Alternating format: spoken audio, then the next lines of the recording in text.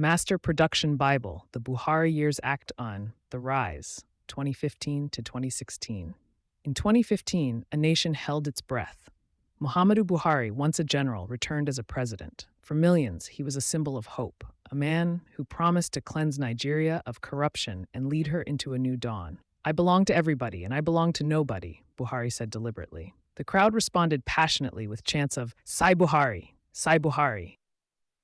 But power rarely belongs to one man. In the corridors of Aso Rock, a quiet shadow emerged. Abba Kyari, the president's chief of staff, became the unseen hand that shaped the fate of a nation. "No one sees the president without passing through me," Abba Kyari said, commanding. "Sir, some ministers complain you hold too much power," an aide said, concerned. "Power is not given, power is taken," Kyari replied coldly. The war on corruption began with thunder.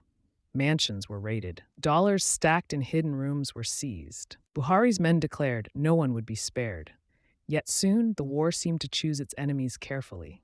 "Move in, seize everything. There will be no sacred cows," Magu commanded. "Sir, the list includes allies close to the presidency," an EFCC agent said cautiously. "We start with the weak. The strong will come later, perhaps," Magu said determinedly. Even within his cabinet, cracks appeared. Ministers fell to scandal, some accused, some disgraced. Promises of purity began to fade under the weight of politics. "I only wanted to serve. If my papers were wrong, it was never intentional," Adeosun said defensively. A journalist asked the minister, "Are you resigning?" "Nigeria deserves leaders beyond reproach. I have no choice," Adeosun replied, resigned. Lawal responded defensively, "It was only grass cutting. They call that corruption?" The journalist probed, "Billions were lost, sir." Dismissing the claims, Lawal said, "Politics." Still, amidst the storm, steel rails and highways rose. Buhari's government claimed progress. Trains thundered across new tracks, symbols of a dream, that concrete and steel could rebuild trust where politics had failed.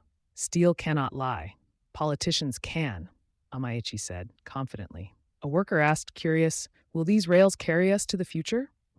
Amaechi responded with determination, "If they let them." But the people were not silent. Young Nigerians flooded the streets, demanding justice, demanding life. The cry was simple: end police brutality. Yet in October 2020, the night at Lekki toll gate turned into a nightmare. A blood-stained flag became the symbol of broken trust. End SARS now, the protesters chanted urgently. A young woman asked emotionally, "They swore to protect